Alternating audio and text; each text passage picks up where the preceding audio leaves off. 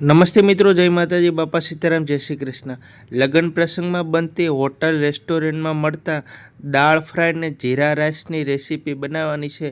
તો તમારે જો દાળ ફ્રાય ને જીરા રાઈસ બનાવવા હોય તો આ વિડીયો જોઈને આવી રીતે બનાવજો। આવી દાળ મસ્ત બનશે અને આવા છૂટા છૂટા ખીલેલા જીરા રાઈસ બનશે જે આપણે દાળ ભાત કરતાં ખાવાની મજા આવે છે। તો આપણે પહેલાં દાળ બનાવીએ। જીરો છે આપણે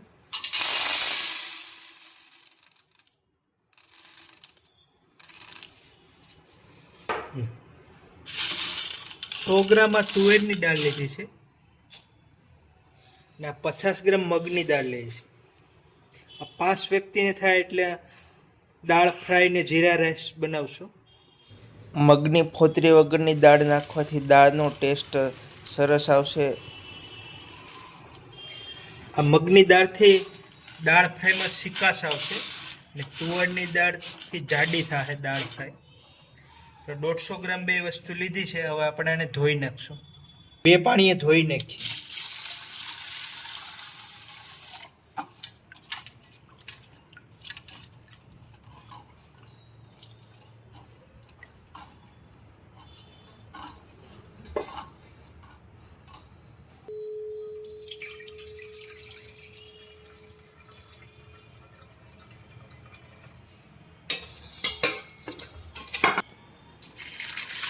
બે પાણીએ ધોઈ નાખવાની એટલે આ દાળમાં પાવડર હોય નીકળી જાય, આવું મેલું પાણી થઈ જાય।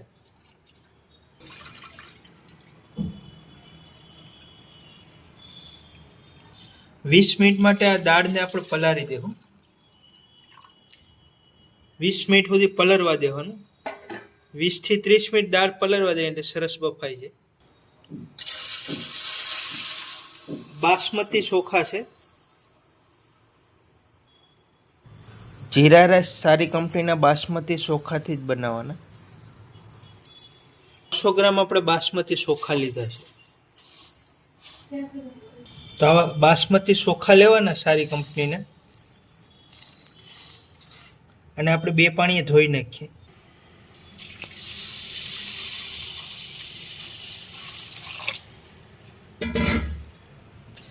ચોખામાં એક પાવડર હોય એટલે આવું મેલું પાણી થઈ જાય એટલે બે પાણીએ ધોઈ નાખવાના અને ચોખાને આપણે અડધી કલાક પલળવા દેવું, 30 મિનિટ।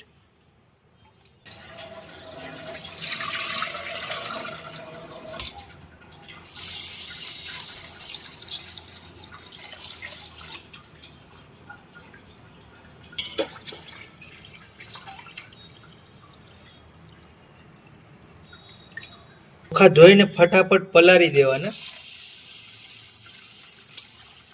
અને ચોખા આવી રીતે ડૂબી જવા જોઈએ એટલા પાણીમાં પલળવાના। ચોખાને આપણે 30 મિનિટ પલળવા દઈએ। દાળ પલાળીને 20 મિનિટ થઈ ગઈ છે।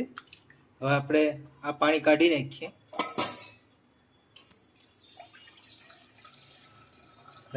તુવેરની ને મગની દાળને બાફી નાખશું।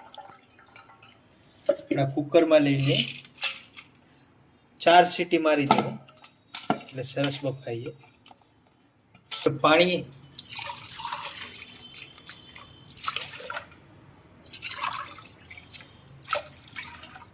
અડધો લીટર જેવું પાણી નાખીએ છીએ, 500 ગ્રામ જેવું। 500 ગ્રામ પાણી છે। આ 200 થી 250 ગ્રામનો ગ્લાસ હોય, 2 ગ્લાસ ઉપર આપણે પાણી નાખ્યું છે। 1 ચમચ આપણે નમક નાખીએ, વજનમાં 6 થી 7 ગ્રામ જેવું હશે। હળદર અડધી ચમચ નાખી દઈએ, આનાથી કલર સરસ આવશે। 1 ચમચ આપણે ઘી નાખી દઈએ।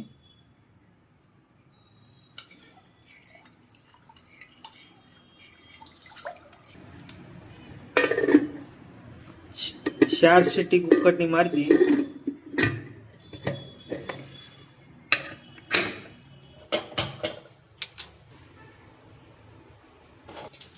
જીરા રાઈસ બનાવવા આપણે પહેલા ગરમ પાણી મૂકી દેવાનું।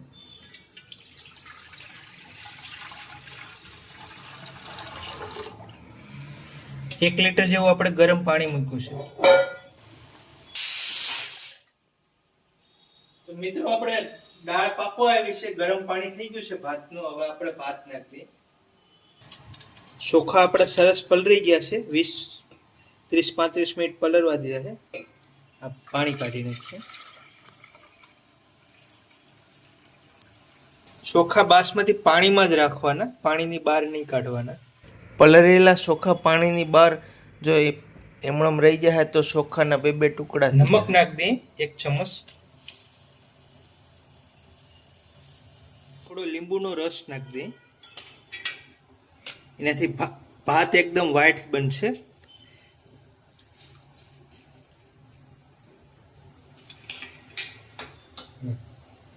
ભાત આપણા પાકી જાય પછી આપણે થોડું ઠંડુ પાણી નાખી દેવું.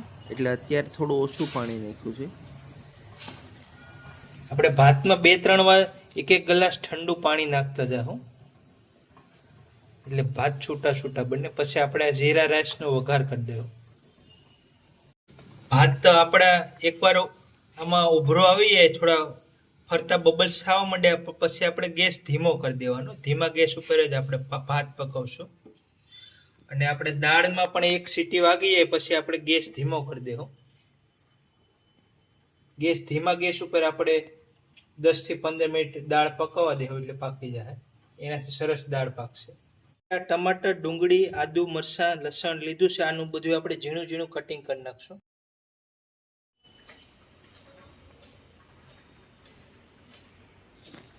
પાંચ વ્યક્તિને થાય એટલી દાળ બનાવવા માટે આપણે 1 ટમેટો, 1 ડુંગળી, આદુ, મરચાં એટલા લીધા છે. આપણા જીરા રાઈસના ભાત પાકી ગયા છે. આપણે ઠંડુ પાણી નાખી દઈએ. 2 ગ્લાસ ઠંડુ પાણી નાખી દઈએ.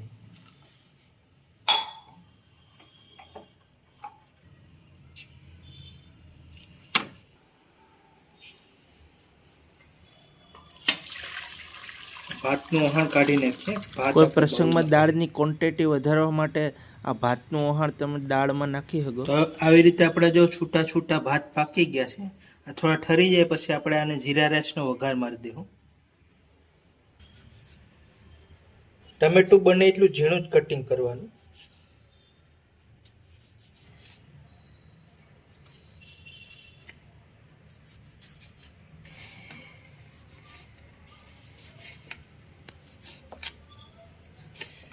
આ રીતે બારીક ઝીણું ટમેટાનું કટિંગ કરવાનું.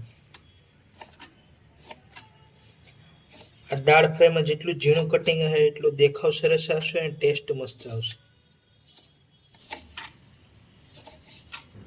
અદરક, લસણ, ડુંગળીનું પણ આપણે ઝીણું ઝીણું કટિંગ કરી નાખશું. ડુંગળી, લસણ, ટમેટાનું કટિંગ થઈ ગયું છે.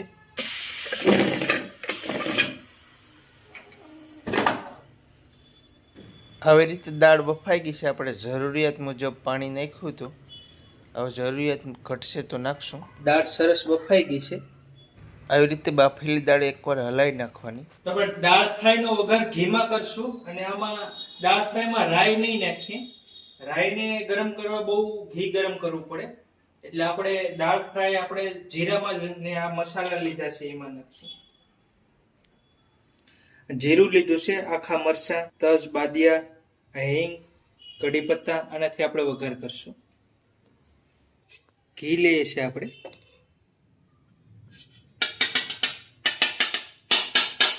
તો આપણે ધીમા ગેસ ઉપર આપણે ઘીને ગરમ કરવાનું. ગેસ ફાસ્ટ નહીં રાખવાનું. ઘી ગરમ થઈ ગયું છે. આપણે મસાલા નાખી દઈએ. જીરું, મરચાં, હિંગ, લવિંગ.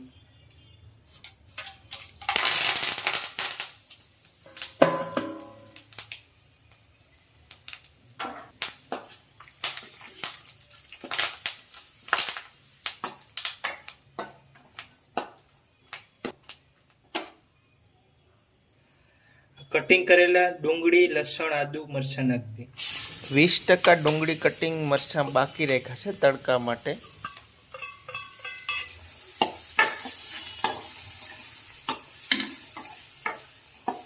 આખા મસાલાને ડુંગળી, લસણ, મરચાં ધીમા ગેસ ઉપર જ પકાવવાના. ડુંગળી, લસણ, મરચાંને આપણે 2-3 મિનિટ પકાવશું ધીમા ગેસ ઉપર.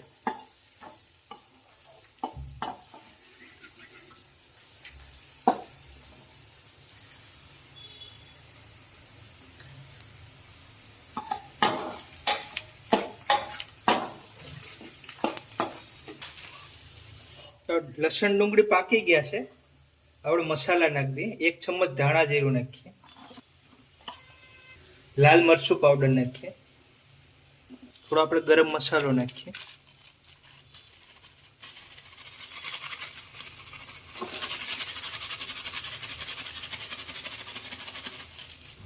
લાલ મરચું પાવડર નાખ્યા પછી ફટાફટ દાળ નાખી દઈએ એટલે લાલ મરચું બરે નહીં. ફટાફટ આપણે દાળ નાખી દઈએ.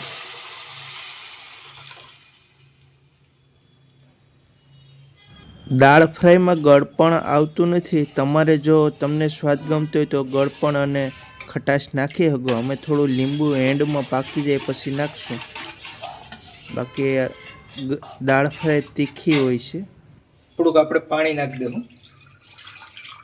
1 ગ્લાસ જેવું પાણી નાખીએ છીએ. દાળ 10 મિનિટ પકાવવાની છે એટલે મસ્ત ધીમે ધીમે પાકી જાય. ટમાટર નાખી દઈએ. ટમાટર પાછળથી નાખવાનું કારણ કે બીજા મસાલા સરસ પાકી જાય. તો આવી રીતે આપણે લગ્ન પ્રસંગમાં બનતી દાળ ફ્રાયનો વઘાર મારી દીધો છે. જરૂરિયાત મુજબ મસાલા નાખ્યા છે. લીલા ધાણાના ડંઠલ આવે, લીલા ધાણાના ડંઠલ નાખી દઈએ.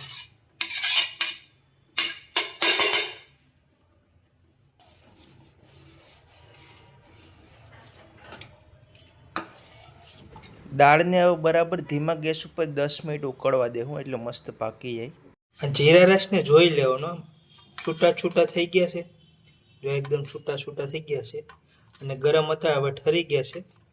હવે જીરા રાઈસ બનાવી નાખીએ આપણે. દાળને આપણે 10 મિનિટ ઉકળવા દેવું. જીરા રાઈસ બનાવવા આપણે ઘીનો ઉપયોગ કરશું. 1 ચમચ ઘી લઈ લઈએ. જીરા રાઈસનો વઘાર કરો તો આવું મોટું વાસણ રાખવાનું એટલે રાઈસ બધાય મિક્સ થઈ જાય. દાળ ઉકળે છે, આપણે આવી રીતે હજી 10 મિનિટ દાળ ઉકળવા દેવું, પાકી જાય. ઘી ગરમ થઈ ગયું છે આપણે, અને આ જીરું નાખવાનું છે જીરા રાઈસમાં, અને આ લવિંગ.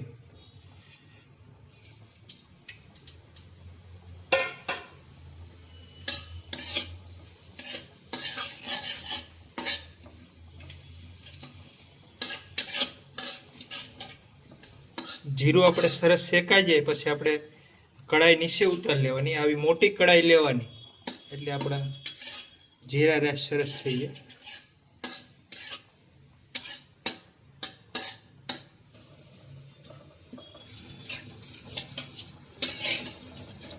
તો આપણું જીરું અને લવિંગ શેકાઈ ગયા છે. ગેસ બંધ કરી દઈએ. તો રાઈસ ગરમ ઘીમાં નાખી દઈએ.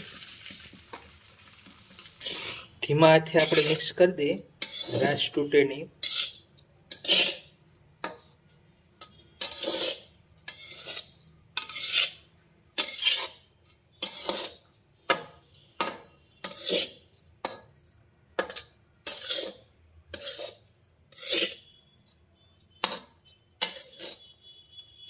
એકદમ છૂટા છૂટા આપણા જીરા રાઈસ બન્યા છે. આમાં સ્વાદ અનુસાર આપણે નમક નાખ્યું છે. જીરા રાઈસ દાળ ફ્રાય ખાવાની મજા આવે. આવી રીતે તમે પણ જીરા રાઈસ બનાવજો. જો આવી રીતે ધાણા નાખી દે. જીરા રાઈસને આપણે ડીશમાં ટ્રાન્સફર કરી દઈએ.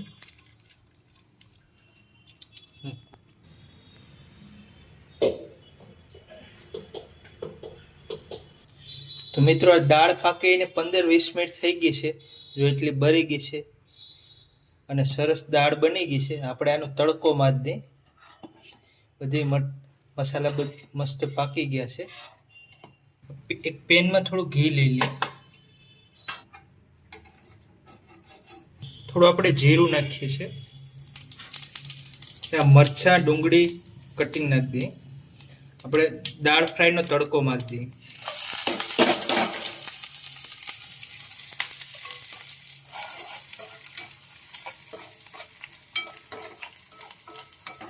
થોડી હિંગ નાખી દઈએ, સ્પેશિયલ હિંગ.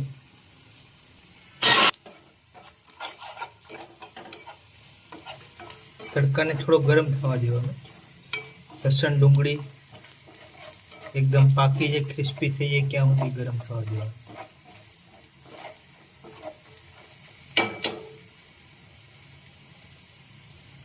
તડકાનું સ્વાદ અનુસાર નમક નાખી દઈએ. થોડું લાલ મરચું નાખી દઈએ. લાલ મરચું નાખીને ગેસ બંધ કરી દેવાનો.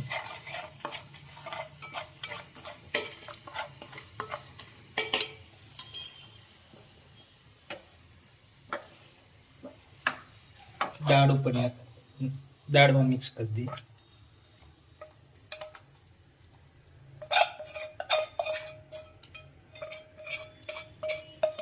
થોડા આપણે લીલા ધાણા નાખી દઈએ.